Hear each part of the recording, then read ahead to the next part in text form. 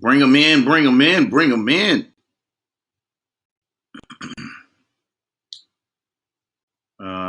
So let me do my good mornings. Bring them in, bring them in, bring them in. Yeah, I like that too, but not right now.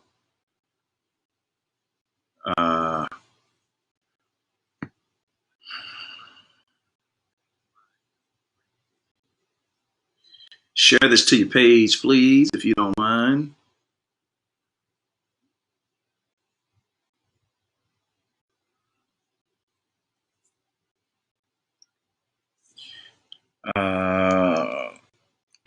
So let's see who's on. Tina White McPherson, good morning to you. Tasha Lockett, these are my ride or dies right here. Good morning to you all. Happy Friday. T. Berry, happy Friday. India Songbird, my little sister, good morning, India. Natasha Elizabeth, good morning to you, love. Octavia Carter, good morning. Dewan McIntyre, good morning. Thanks for sharing, Dewan. Starlight is in the house this morning.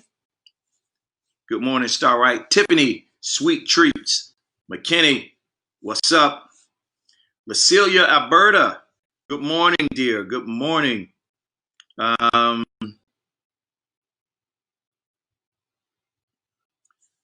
See who else is on. Do me a favor, everybody. Invite somebody, share. Take the time to invite at least 2 people. I'm just going to dive right in. I do want to remind you that you can still get a copy of my single that is out. Download it today. It's on all digital outlets, Apple, iTunes, Spotify.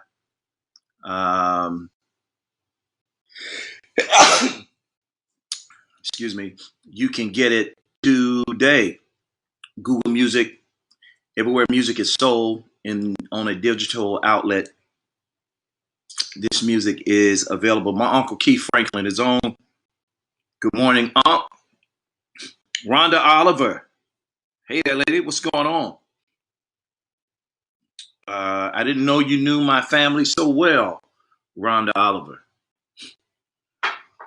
So we are in a self-help generation of people are really coming into the knowledge of the power that they have from within. And this new self-awareness requires us to be more attentive to us. Donnell Anderson, good morning. Dale McIntyre, that's my nephew. Good to see you, Dale. Have you been walking with the Lord, Dale? Cassandra Threets Thomas, good morning. So this self-awareness, Gerald Bazell Sr., good morning. Monica Brown, good morning. Welcome to Coffee Time. So this new focus of self-awareness, self-health, being able to focus on self and unlock or release the jewels that have been placed on the inside of you. This new focus of doing so requires a certain level of strength. Strength that we have today, believe it or not, that strength has been provided because of endurance from yesterday.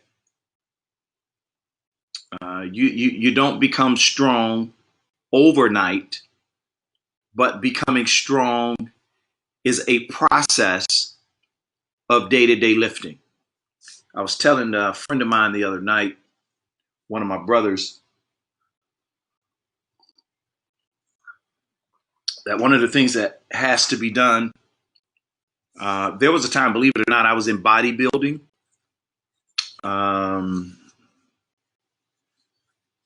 And I had a trainer. I was in top-notch shape. I'm going to get there again. It's my confession of faith. pray with me with the process. But my trainer took me through the process. We had to strip my muscle. Then we had to rebuild.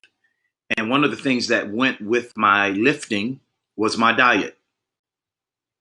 I ate a lot of foods that were high in protein because protein helped build muscles.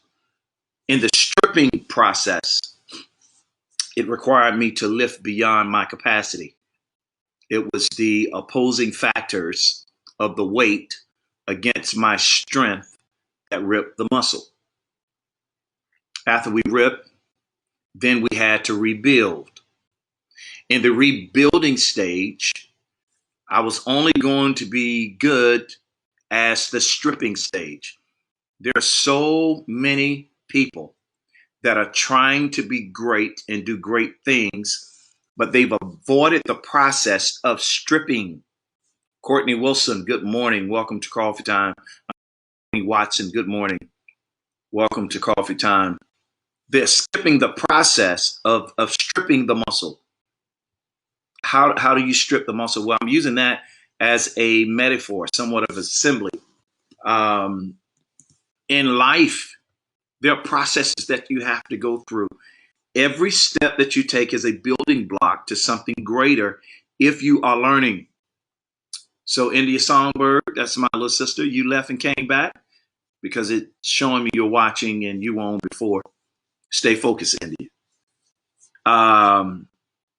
Every step, every situation, every struggle, every trial, all adversities are building blocks to something greater that sits beyond your view. One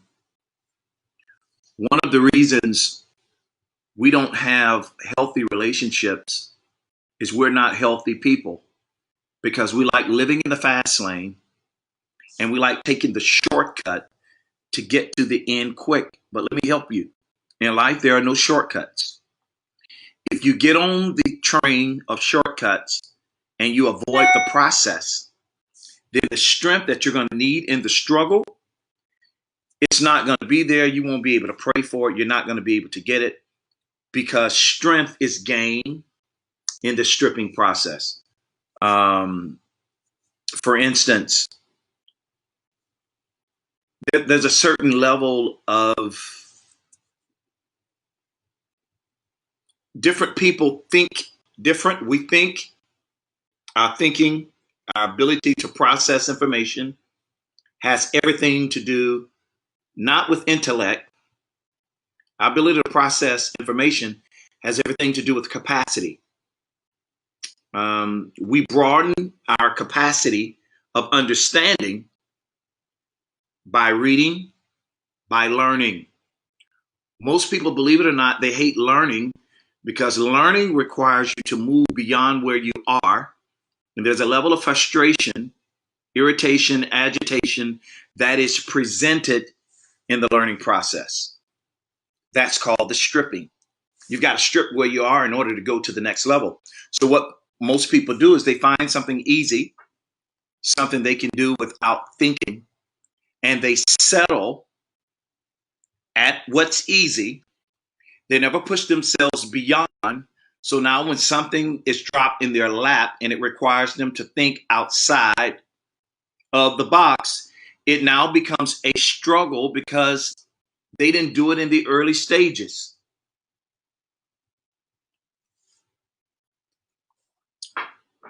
For instance, people that go to college and keep learning, they have a broader capacity to be able to give you information through different lenses and different perspectives. People who are students in life, meaning maybe you didn't go to college, but you didn't stop learning. You broaden your capacity. Scientists say we only use 10 to 15% of our brain. Where's the 85 to 90% of our mind? Where is it? It's stuck in limbo. It's not tapped into. the way that you tap into the 75, 80% or 80% of your brain is by learning something new. You should be learning something every day. What makes you good at your craft is your ability to learn. Learning stretches your mind. My nephew and favorite drummer just tuned in, Elisha Dugan Parrish. What up, Neff? Latasha Jordan Sims, good morning. The more you learn, the broader your perspective is stretched. Information causes you to stretch beyond yourself to be able to process and see differently. Natasha Elizabeth says, change is inevitable. Growth is optional.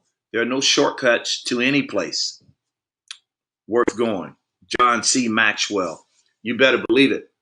So in learning something every day you learn, that is a building block of expansion. The expansion of the mind broadens your capacity to understand beyond you. That is what growth really is. Yana Sinclair, good morning to you. So if you're going to grow mentally and have the intestinal fortitude and strength to be able to handle the things that happen in life, you cannot cheat yourself out of the process. I remember I was in 7th grade, Northwestern Junior High School here in Jacksonville, Florida, and I got busted cheating on a test. And I'm going to tell you who the lady's name. We're connected to this day. She's like a mom, love her very much. Miss Deborah Patton. Mama Patton said to me, listen, I thought I was going to get expelled. I thought she was going to give me 0 on the test. When she caught me cheating, she said, go ahead. You're not cheating me. You're cheating yourself. And I didn't understand at the time fully what that meant. I was just trying to get out of that test because, when you're young, you live from week to week or from day to day. You're not thinking about the system of life and your inability to learn and process information now. That's going to meet you again when you become an adult. So I was just trying to get out of that test. Artisha Tolliver, good morning. And she let me cheat. She didn't rip my test up. She didn't give me a 0. She didn't write me on a referral. Angela Hobbs, good morning. She allowed me to cheat. She graded my test. I cheated and made a B. I think it made like an 85 or 88. And she said this to me. She said, this information that I'm giving you, you're going to need it. This process that I'm giving you, if you plan on graduating, you're going to have to go back and learn this information in order to continue on and be successful, even with just graduating. I didn't know each class, each year was connected to the next. I live from day to day, from week to week. Ron Armstrong says,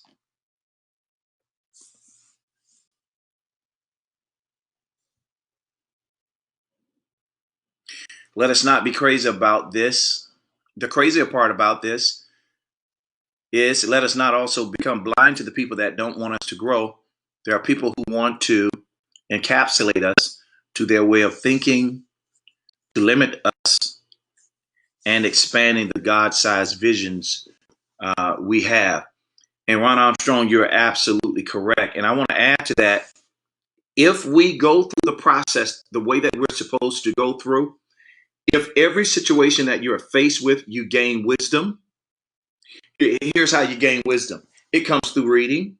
Reading expands the mind. It comes through asking difficult questions. It comes through mentorship. It comes through seeking wise counsel.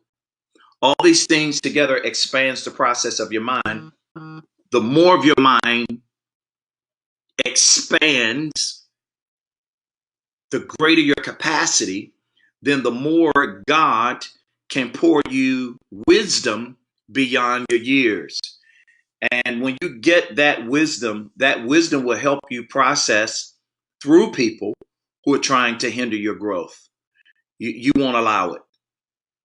You won't allow it. The reason people are able to deceive and manipulate us and hinder our growth is that we teach people how to treat us, in a level of misunderstood honor. We say we honor people because of their position, or maybe because who God centered them to be in the earth. And that false honor does not mean you swallow who you are and allow them to dictate your destiny. No, if they're really sent by God, they're going to respect your opinion, your views, and where you are at the time, give you the grace to grow. And if they do not, you will have the wisdom necessary to know when to leave. Kenny Rogers wrote a song, you got to know when to hold them, you got to know when to fold them, and you got to know when to let them go. Well, the precursor or the courses that we take before we make major decisions are predicated on your day-to-day functionality, your day-to-day test. All of us, PK Mickens, good morning to you. Mike Grubbs, what's up, Grubbs? Andrea Robinson, good morning to you. All of us have people who are thorns in our flesh. In the Bible, there was a man riding an ass. It was a donkey. The Bible called it an ass. This man was riding this ass, and he was beating this ass for no apparent reason. And the Bible says that the ass started to talk. All of us have asses on our job that try and ride off of our gift, our knowledge, and then they turn around and beat us for no apparent reason. There's going to always be someone who is a thorn in your flesh. But I promise you, Tanya Woods, good morning. Sharice Jones, I owe you, Sharice. We were supposed to talk this week. I promise you, if you allow me to get through Monday morning, Monday afternoon, we can talk. Monique Smith, good morning to you. Felicia Fels, Tillery, I need a government stimulus package so I can start making payments. Felicia, I've not forgotten about you. We will definitely talk. But all of us will have people. There will always be a thorn in your flesh.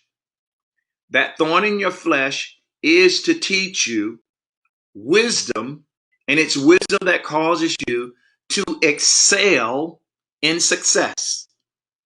Nathaniel Champ, Harvard, what up, bro? See you traveling the world, man. Be free, live life, and do what he's called you to do. I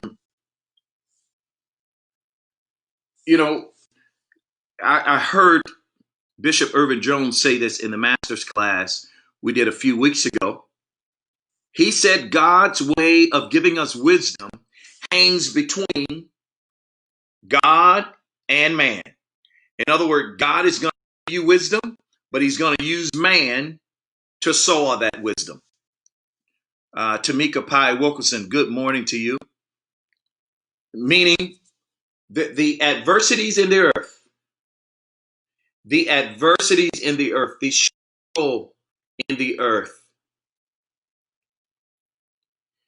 pushes you to a place of meekness and humility where you have to use faith to get through. It's in that faith that you sharpen your skills of understanding, and that is how wisdom flows. If you're going to have wisdom, if you're going to be wise, there has to be adversity. T. Davis, good morning to you. There has to be adversity is the soil which causes the seed of wisdom to grow. Here's what one scripture says: if any man lack wisdom, let him ask of God, who freely gives all things. Well, you have to understand what that means. God's giving does not necessarily mean he just transfers it to your mind. It's not how God gives. If you want to know how God gives, let's go back to the beginning. In the garden, the wisdom of knowledge, that was given to Adam and Eve to know the difference between good and evil was given through trial and error. I don't believe that was the original way, but God's way of teaching Adam wisdom was allowing him to choose. So God will allow us to choose to make decisions, good or bad. Then with the decisions that we make, he creates a class in the midst of the decision. The first class came with the question. When Adam and Eve ate of the tree, the first thing that God asked, who told y'all was naked? The master went to class and he began to teach. Who told you were naked? And Adam said, well, we hid behind the fig trees because man is always grabbing for something that is dying. We're always wanting to go the easy route. There's an escape that comes as a result of human proclivity. Lower level thinking keeps you taking the shortcut, the easy route. It takes a certain kind of person to be able to leave the comfort of their own understanding and pursue knowledge and wisdom beyond them and develop the discipline to follow and carry through. This is one of the problems we have with people building today. And when I say building, I mean, everybody's yelling, I'm a king and I'm a queen, but you're not. Because kings build. In order to build, there are processes in place that you cannot afford. In other words, for the government to recognize you as a business, for the government to recognize you as a ministry, there's certain paperwork that has to be done in the earth. The paperwork doesn't start the business or the ministry because the business or ministry begins in your heart. But in order to qualify it legally in the earth and for it to be recorded in the earth, there's certain paperwork that you have to fill out. So if you're going to start a business or you're going to start a ministry, you just can't talk about your business and say, hey, I do this. Where's your paperwork? It legalizes it, and it's biblical. There's so many people, especially Christians, who want to avoid the legal process because they believe they have a kingdom purpose. Well, kingdom purpose and legal process, they work together. If they did not work together, why did Jesus pay taxes? He didn't just pay his. Told one of his disciples, go down to the banks of the river and open that fish mouth. When he opens his mouth, there'll be enough money in there to pay your taxes and to pay mine. Another scripture, they were trying to trap him. They started asking him, hey, should we pay taxes to you or should we continue to give our money to Caesar? And Jesus told them, he said, hey, render unto Caesar what is due to Caesar. So just because you have some type of spiritual claim or perspective or purpose or business or ministry that you believe God has given you, you cannot avoid the process of legalizing it in the earth. Whatever business you have, it has to be legalized. Your inability to legalize what's in your heart shows that you're not good in following processes. There are steps to wisdom. There are steps to being great. You do not become overnight. Felicia Tolliver, good morning. Love what you're doing. Was having a conversation about you the other day. You and Miss Kayla, we would definitely talk in the near future. Rosalind Clark Jones. What's up, Miss Jones? So there are steps that you have to take. Each step that you take and wisdom is gathered, lessons are learned, now becomes a building block to build a healthier, more secure tomorrow. The reason people are shaky in what they believe today is they cheated the process on yesterday. So when it comes to understanding who you are, what you're supposed to do in life, that is birthed through trouble. Most people see the trouble as I just can't get a break. I take through 3 steps forward and 8 steps back. Every time I get up, something comes and knock me down, and they wallow in self-pity without understanding that strength and wisdom is gained through opposition. If there is no opposition, there can be no strength. Strength is developed when the body's weight has opposing weight and you're lifting beyond the opposing weight. That's what causes the muscle to tear, and that's what causes the muscle to build. It's repetition and discipline that builds muscle. And when it comes to the muscle of wisdom, being able to think beyond your ears, being able to understand, being able to perceive, being able to hear properly, see properly, speak properly, that is built on the foundation of struggle. Nothing you have, nothing you're going to produce is going to come without struggle. And when you take the struggle and see it for what it is, growing up, when I was a kid, I didn't fit in. And it bothered me. Seemingly, I didn't fit in my own family. I was loved, but in my mind, I didn't fit in. If you see my siblings, I'm the darkest one. If you understand anything about my childhood, I'm the one that gave my parents hell. I made them pay for bringing me in this world. I didn't ask to be here, so I'm going to make you pay for having me here against my will. And Yanita Ruby Hernandez, good morning and welcome to Coffee Time. So growing up as a kid, I felt alone. I didn't fit in with the kids in school. Sometimes I didn't fit in at home. And there was this unique awkwardness that I had that I could not get out of. And this awkwardness caused me to not fit in. And it was in being rejected that I learned to appreciate who I was. I was being developed.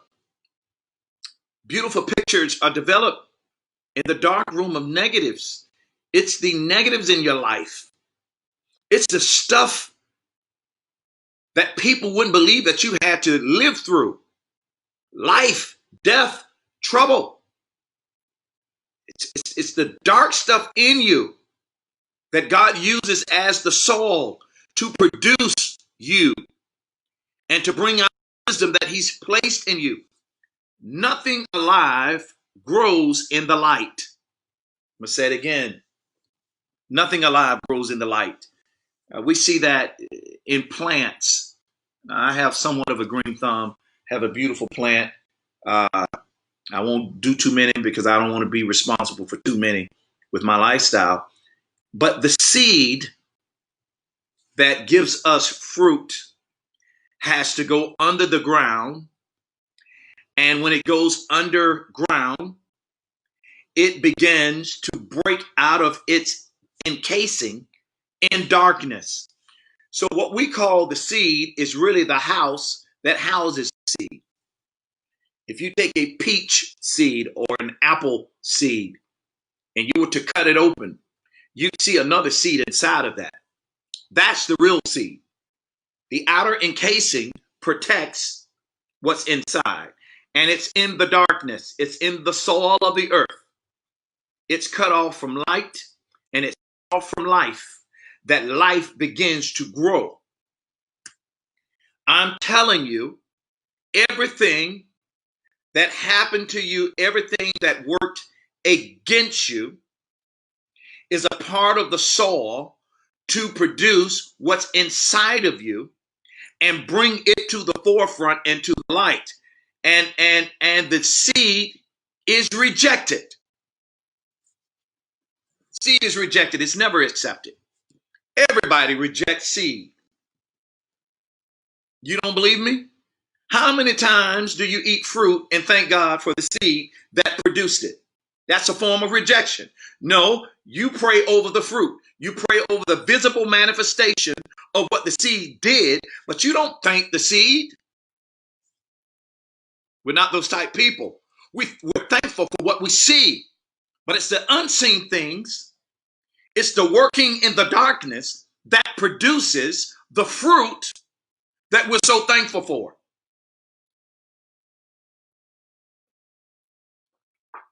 So as a people, we don't tell God thank you for the process. We thank him for the end result. Whatever it is you're trying to do, whatever success you receive, whatever you're doing, many people, because we are surface thinkers, we think we have what we have by the faithfulness and grace of God and the favor of God. I'm going to turn over your little sacred cow this morning. Everybody has the favor of God. You ain't some special one that God chose amongst your brothers to be different. No. Faithfulness and favor is given unlimited to all who live. How much favor you get is predicated on how much you believe you're supposed to have.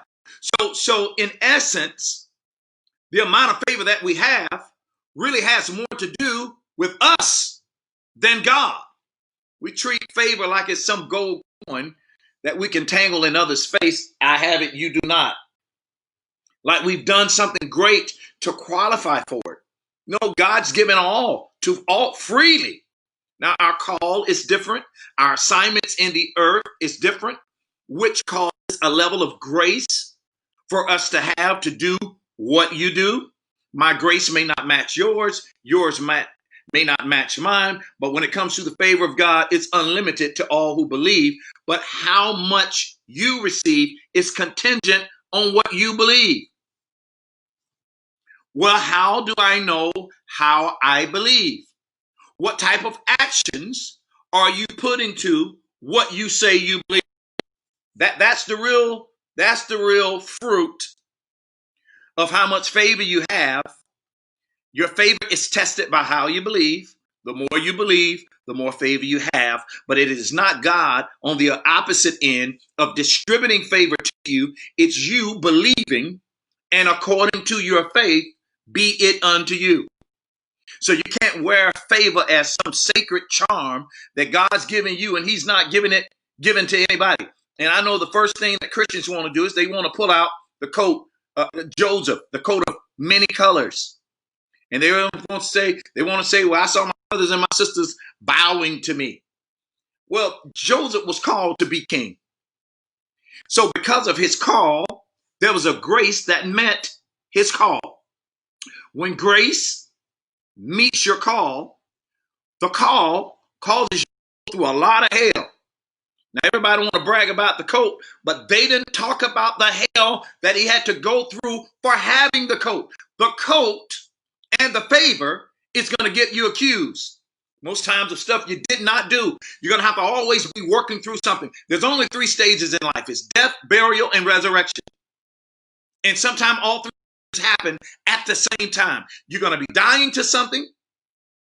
You're going to be buried in something. And you're going to be resurrected from something. So the favor that was on Joseph's life was connected to his call. It wasn't that God chose him amongst his brothers because he was so different. No, God had a different assignment for him. Everybody can't be king. Some people have to be the king's men. And if everybody's trying to sit in the king's seat, where are the king's men that help build the king to make the decisions for the nations and the nations to come? So your level of favor is contingent on how you believe. Wisdom unveils as you process through trouble. As you go through things in life, there is a lesson in everything that you're supposed to get. Your ability to see the lesson and grow from it and not just go from it. Because most of the things that we say we over is buried in our heart. We don't really get over it. We just change the scene. Healing doesn't happen by changing the scene. Healing happens by confronting the problem. You can't drink it away. You can't smoke it away. You have got to come face to face with your issue, learn from it, get the wisdom of others towards it. One scripture says that there is safety in much counseling. This is why I don't know why Christians don't believe in going to counseling. You're carrying too much by yourself. Your mind was not created to carry so much grief. And this is why people break down. They have nervous breakdown. It's the mind saying we're going through too much. So the mind shuts down. Many people act out in anger. Many people become alcoholics. They become sex craved, where they have unusual sex habits and they do unusual things with their sexual behavior. This is the mind breaking down, and it's breaking down, and you're learning how to cope with it. But you're not dealing with it. And whatever you don't deal with, you can't learn from. If you can't learn from it, you can't get wisdom from it to grow tomorrow. Your experiences yesterday become the seeds of wisdom today when you're learning, and that wisdom planted today produces success for tomorrow. There are no shortcuts. You're going to have to go through your go-throughs in order for you to go up. And I know we live in a generation where everything happens overnight. God going to do it in 20. God said, if you give right now, it's going to happen in 3 days. Lie, lie, lie, lie. You're going to have to work through it. And here's the thing about God. He doesn't do that much talking. You know, all you people out there who God tells you what to wear, tells you what color shoes to put on, I want you to know that's your conscience, because God doesn't care.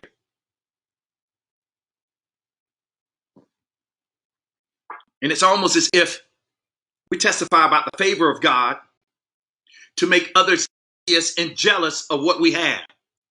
It's almost like 999, I look what I got, to pay people back who's probably hated on you or done you wrong. Now you want to, you may have stopped me, but you couldn't stop my favor. And the attitude behind that hinders our altitude from growing. Your goal in life should not be to pay people back who try to stop you. Your goal in life should be to help humanity, to help hurting people, to be the answer to somebody's problem.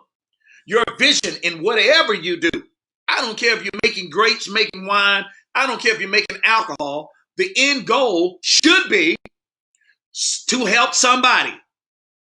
If helping is not on the other end of your actions, then that is called pride and greed. The only person that it helps is you. So you can look good on social media. Shortcut. So you can shine and people envy what you have. Shortcut. People that are really a part of the process, people that are really working through their negatives, people that are really working through trying to get this thing right, we don't have time to brag about what we're doing because we're too focused on overcoming the enemy with enemy. I got too much junk in me to be worried about the stuff in you. Yeah, I know you're throwing darts at me. I know you're shooting at me. I know you're hating at me. I don't have to worry about you because God has me covered. He that dwelleth in the secret place of the Most High shall abide up under the shadow of the Almighty. I'm not worried about you shooting your dots at me because no weapon formed against me shall be able to prosper. And every lying tongue that rises against me in judgment shall be found in the wrong. God has me covered. So I'm not going to let up from what I'm doing to entertain you and your drama. I'm losing time. Every day that I live, I come closer to death. The more people die around me, the more death becomes a reality to me. And I don't have to have time to entertain you and your shit. God has me covered. I'm going to keep on building. I'm going to keep on learning. I'm going to keep on gaining wisdom because my days on earth are limited. And while you're taking the time to entertain all your haters, the more time you entertain your haters, you're robbing yourself from the time you could be using to build.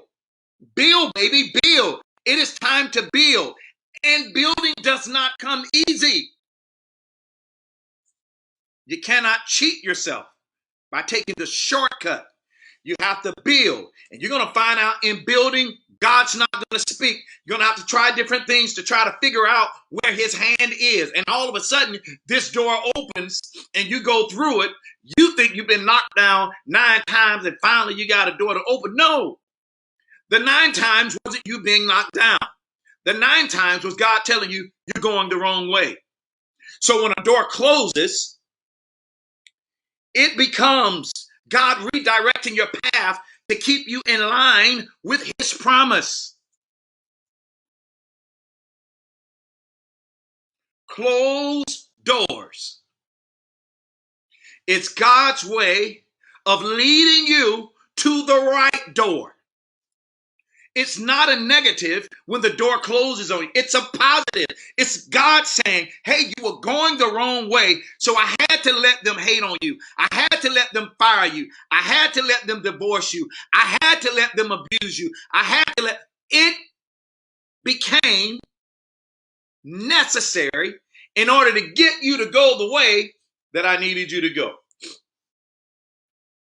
This is why Paul said we must rejoice in persecution.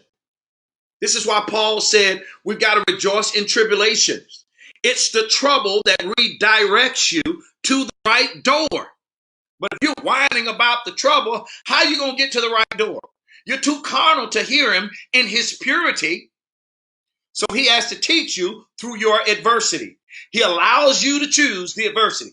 And he teaches you through it to give you wisdom. And as you grow in wisdom, your understanding enlarges. As your capacity increases, the more he's able to give you wisdom. And that wisdom that increases your capacity also unfolds who you're supposed to be to humanity. And I'm going to tell you something. It's a day on.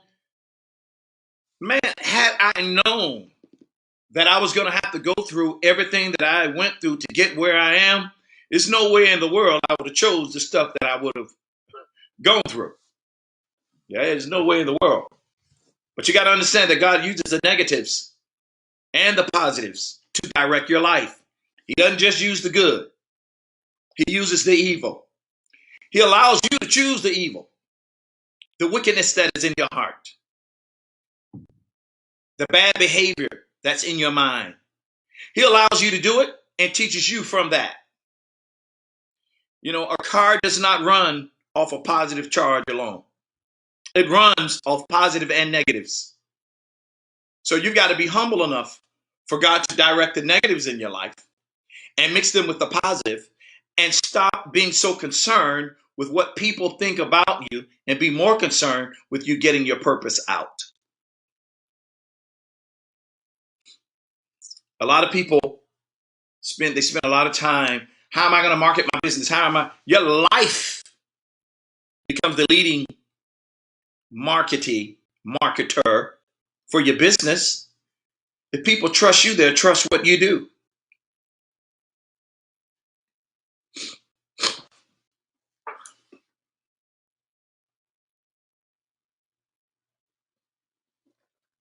So when it comes to the processes of life,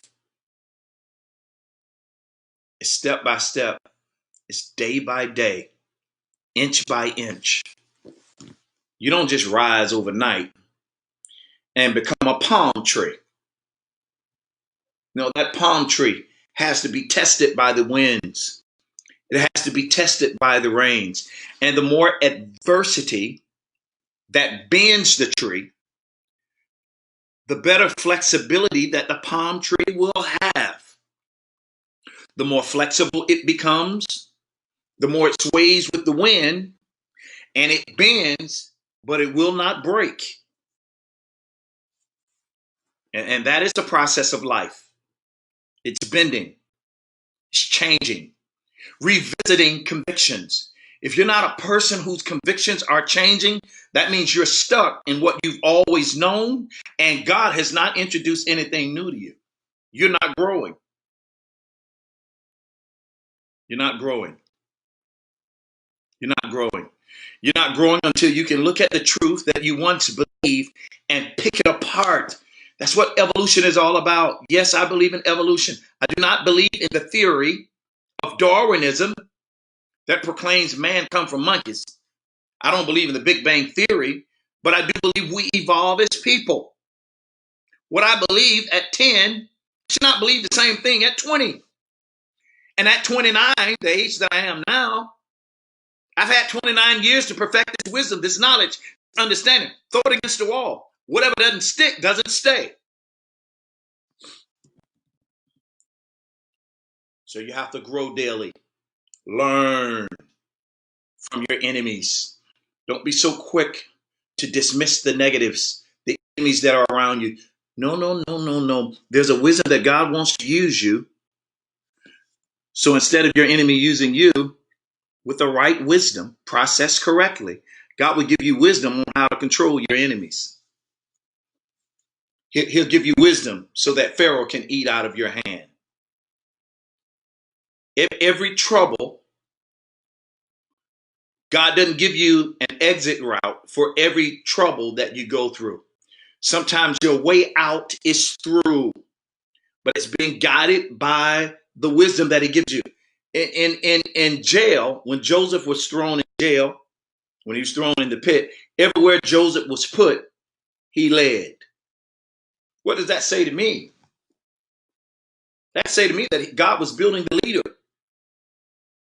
If you can't lead in low places, you will never be able to handle high places. Your arrogance will ruin you in high places if you've not led in low places. Can you lead when nobody's looking?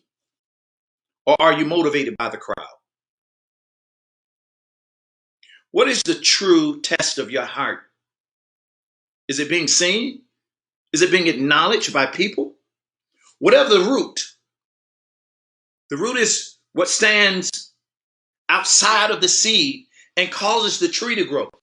If the root is in the wrong place, it's not going to bear the right fruit. Where's your heart rooted? What are you avoiding? You know, we put our hands on different projects because we're generally avoiding something else. When an artist fails at becoming an artist, they generally become an entertainment attorney. You know why?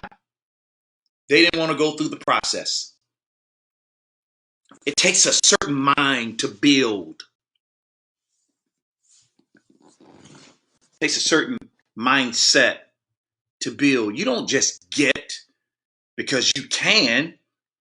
Everything that you do is a testimony of your mind. Wanda Barkley, good to see you. It's a testament of your mind. Wherever your mind is rooted, your actions is the fruit of your thinking. And this generation is driven by being seen by likes. If I can get my likes up, I can get an endorsement. So this generation gets endorsements through like, but they have no substance. They don't have anything that really sticks. Don't you be deceived by this generation. You need to go through your process correctly. Gain the knowledge from the experience, and wisdom is knowing how to use the knowledge that you've gained. You can't cheat the process. It's not going to be easy.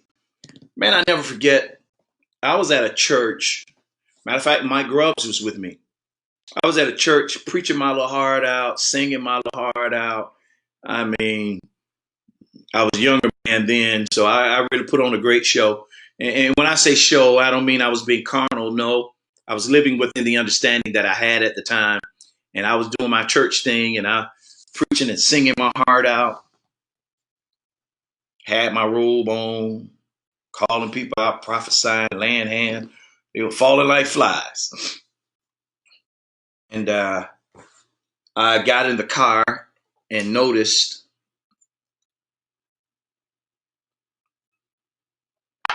had about 25 text messages that I missed.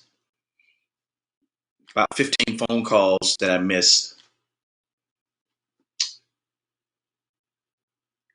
And here's what happened. While I was doing what I believe God called me to do, my auntie Mary Kelly in Quincy, Florida, she had died. I'm preaching, ministering to other people, helping them get healed. I get in the car to leave.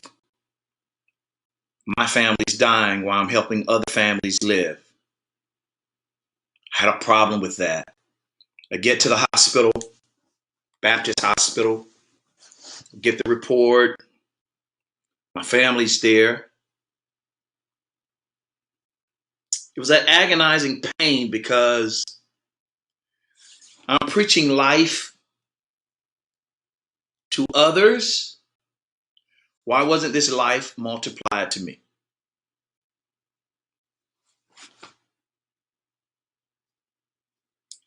And the sad part of my reality, seemingly every year, twice a year, 3 times a year, I am burying someone that I'm close to. Family. It seems unfair. Now, I know some people God can take. You start in the White House. And it seems like, God, why you let these evil people live and take the good ones? Well, it's all in perception. It's all in how you see. When I was young, I thought it was unfair. Now, I can't control what he decides to do. I can only control how I spend my days.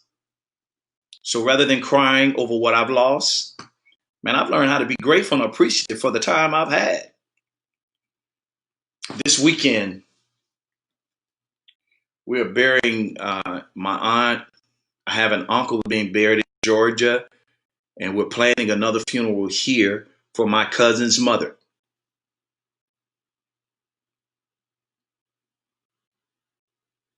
Someone asked me yesterday, I don't know how you do it. Truthfully, I don't either. I just know that when we build and when we do what God tells us to do, when we live our purpose, connected to your purpose, it's the strength to deal with the outside noise. I don't know it all. I'm human. I cry. I hurt. I get mad. I want to turn over tables. But I do know this.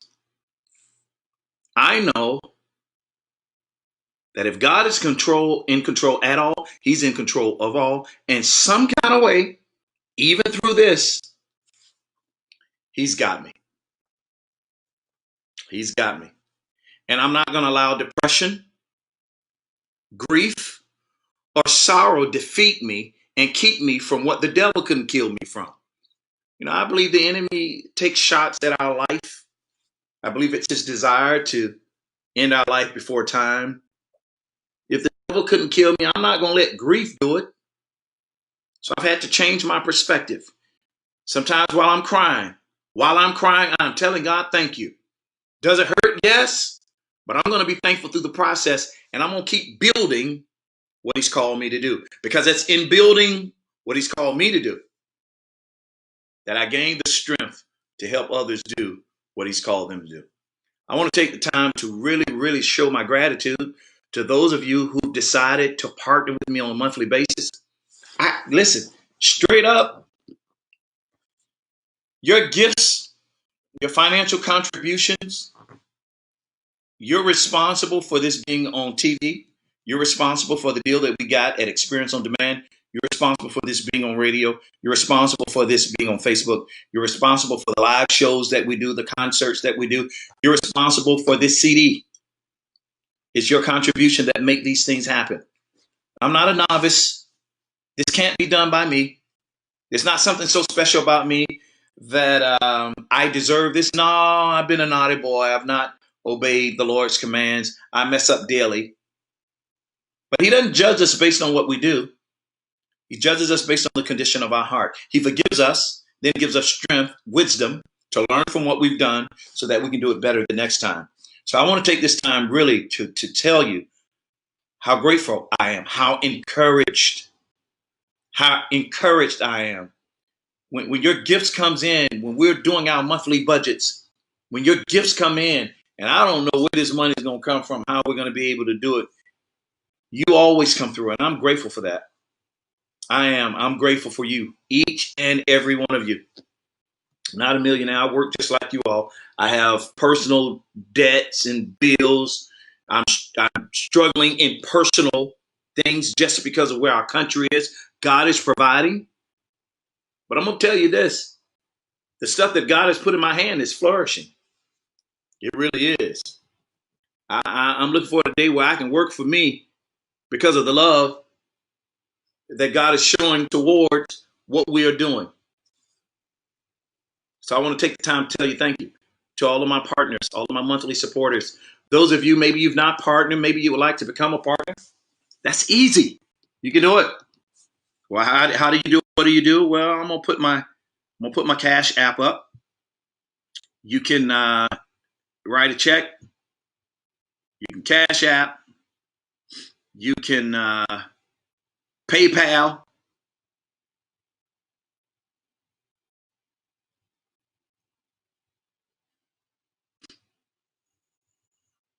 I spelled that wrong. Let me make this correction.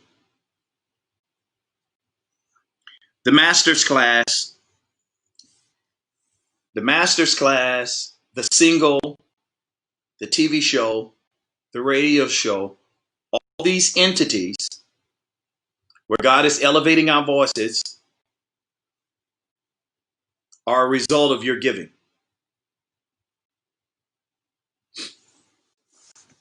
Trust me. We didn't get noticed through likes. We got noticed because we're doing what we're called to do. And your support is greatly appreciated. From my heart to yours, thank you for your prayers for my aunt while she was sick. She's transitioned, going home to be with the Lord. We're going to do our best to celebrate her life. Tomorrow, I'm going to be leaving today. Pray for our protection. Pray for our coverage. Pray for my family. Pray for all the families that I heard it. Remember the Sneed family. Many of you know my brother, gospel great Troy Sneed. That was my brother. Went home to be with the Lord. Pray for his wife. Pray for his children. Pray for his family.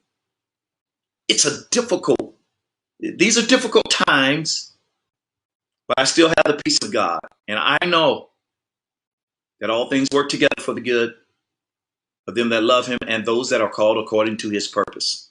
We may not understand everything, but we do understand that he holds and he's in charge of everything. So thank you for your love. Thank you for your support. Without your ears, I don't have a voice. You make this possible. You're born to win, predestined to succeed. There's nothing that can happen to you today. Wisdom on the inside of you is not capable of handling. You need to calm down, slow down, be quiet, let wisdom speak for you. When wisdom speaks, you will always win. Have a great day. Go be great. Do something to help somebody else. And always remember to think higher, speak life. Peace out.